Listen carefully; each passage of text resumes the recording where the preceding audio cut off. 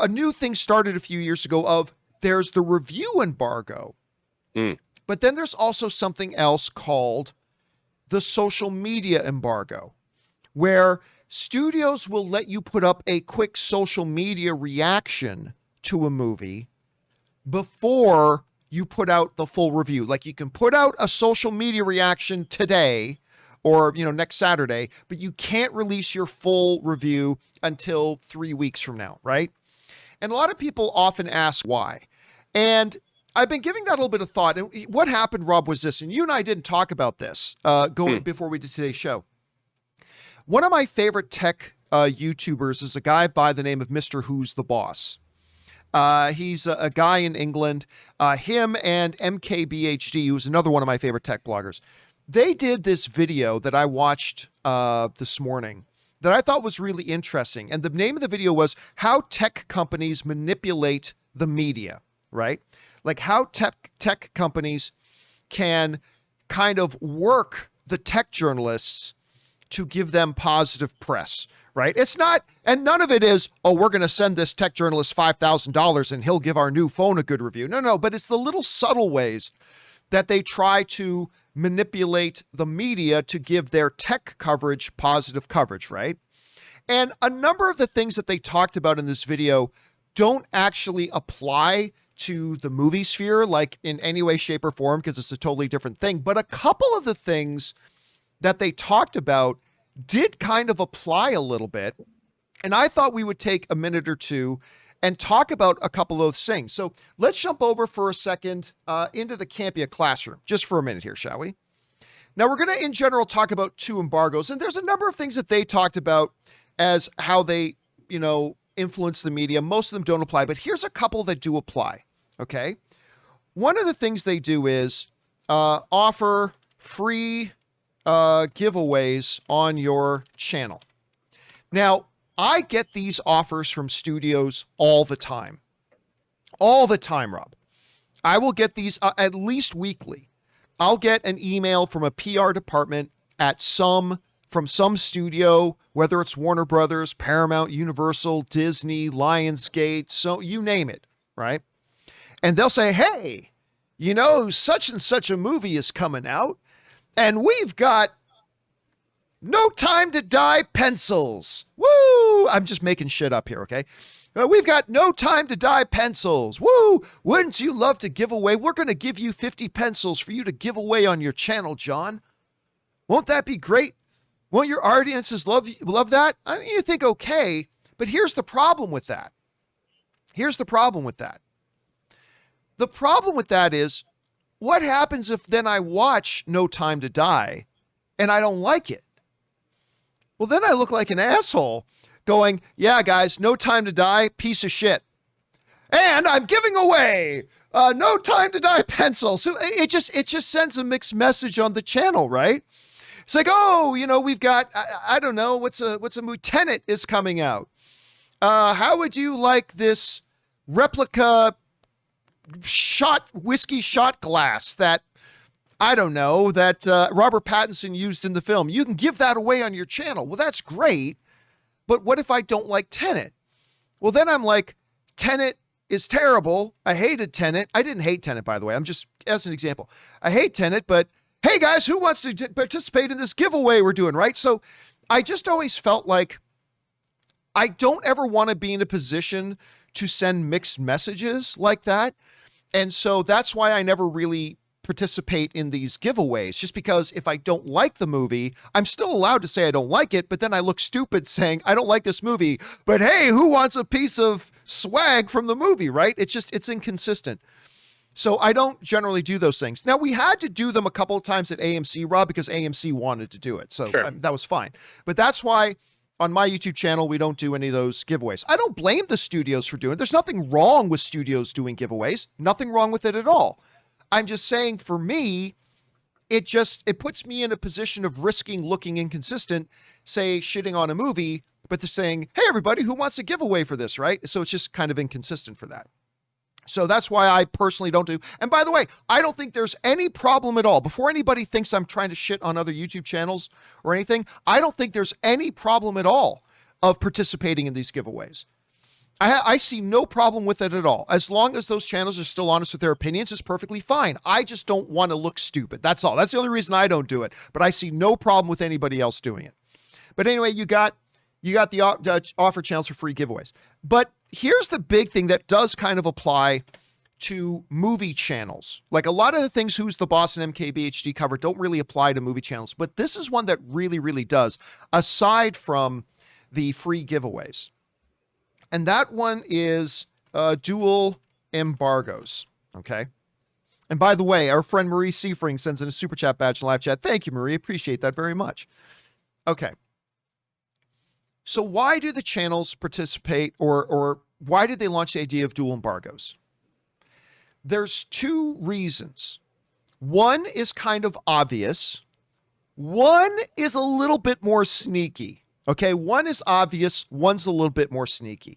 So the obvious one is it gets the studio double the coverage on their new movie, right? So like, let's say I go to see James Bond, No Time to Die, right? The studio will benefit from me putting up my review. That gets a lot of attention. You know, all these places start putting out the reviews. That gets a lot of attention. But it's only one time and one piece of content. Damn it, my thumb still really hurts. It's only one piece of content, Rob.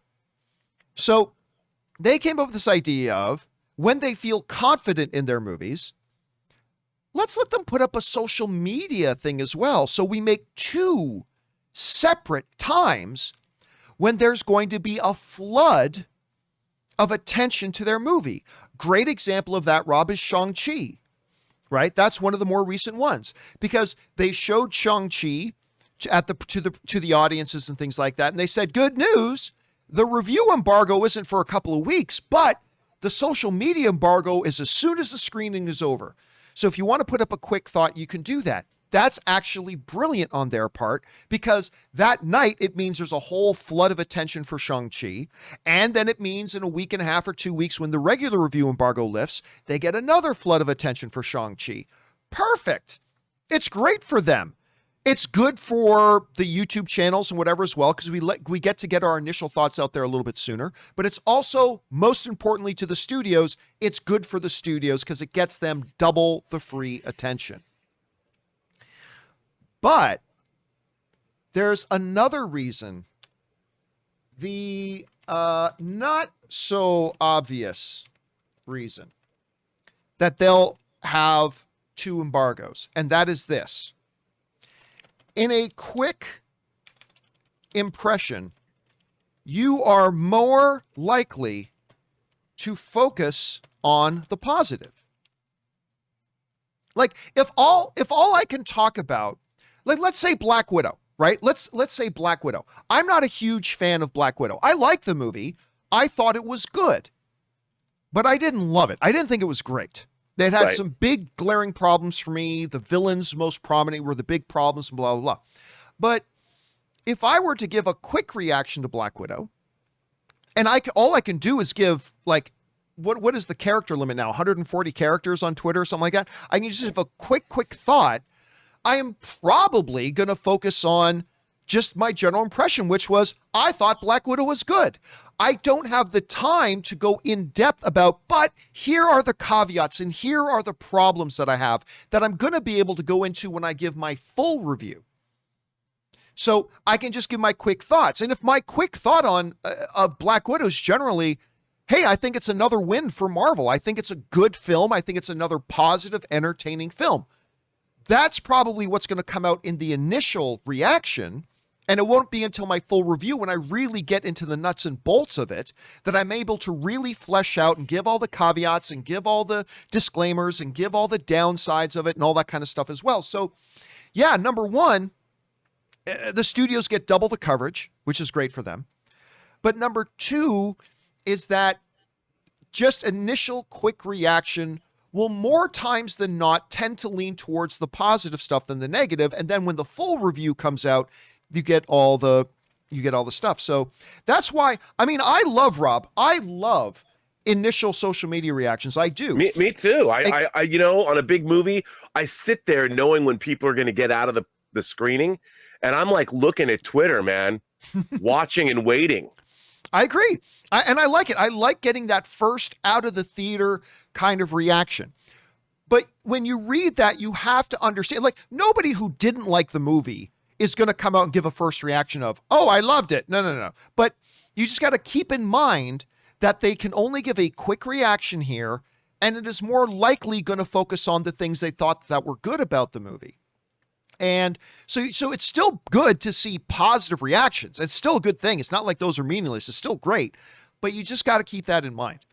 So I thought that was a really interesting video that Mr. Who's the Boss put up with MKBHD. And I just thought those two things kind of also applied to the movie. Like I said, a number of the things that they put up don't apply to the movie world, but I thought those two things, the channel offer giveaways and the dual embargoes, I thought that those were ones that really do apply. And I appreciated it for that. And I just thought I would take a second and talk about it here today. And by the way, I just want to mention this, Rob. Aaron Epstein, RM, and Kevin Cow all send in super chat badges in the live chat. Thank you, guys. Appreciate that. Anyway, Rob, you had a thought. Well, what I find so strange about the modern era that we live in. I mean, John, I think I can speak for you when I say this. We've loved movies our whole life. Like, movies are a go-to. They bring us joy, and we want every movie to bring us joy. So our default position is we want to like movies. I have never in my life ever walked into a film wanting it to suck or be bad. I've never ever walked into a theater and I'm like, this movie's going to be terrible. I've always walked into movie theaters thinking what I'm about to see is amazing. And my opinion is a movie's to lose. And of course, movie studios, they sell a product. They're business. Like Ford makes cars. Movie studios make movies. They want to sell them to the public. And now that we have this newfangled contraption called the World Wide Web, of course they're going to make use of it. And they're going to make use of all of us who love movies to go in and see their movies and help promote their movies so they can sell their movies, so they can make money and make more movies. And I think it's so weird that we live in a world where now, I'm always getting criticized, like, you and John, you're paid Disney shills because you like Shang-Chi. And I'm like, what? Why wouldn't I love Shang-Chi? Shang-Chi would have to be pretty bad for me to dislike it because I've loved the comics since I was a kid. And it was way better than even after listening to your rave, I had so much fun. I can't remember the last time I loved sitting in a movie theater on a moment-to-moment basis than I did watching Shang-Chi. And coming off of Army of the Dead and Fast 9, this is the third movie, and every moment of that film made me smile on the inside, John. And I don't understand, why isn't that okay to come shouting from the trees that we loved the movie? Because it was great. And and then when we see a movie like Fast 9 that we don't love, we come out, or Rise of Skywalker, then we come out and we say we didn't love it. But we didn't love it. But yeah, the studios will absolutely try to, in every legitimate, fair way, try to capitalize on whatever opportunity they can to try to get buzz out there for their movie. And that is one of the reasons why dual embargoes exist. So, it's one of the reasons why I won't participate in giveaways. But for instance, like, I love Shang-Chi. So if they contact me and say, hey, you want to give away a Shang-Chi jacket? Well, I already know I love the movie. So yeah, I'll probably do that. But usually the giveaway offers. The jacket. Who are we kidding? I'll definitely keep one of them. But normally the giveaways happen long before the movies ever come out. You're a paid Warner Brothers shill right now. Look at what you're wearing. It's true. It's true. I get 2% of every dollar the Batman makes at the theaters. I bet not a lot of people know that. Anyway, guys, question is for you. What do you think about that? I know a lot of you guys have asked me before in the past, like, why are there two separate embargoes now?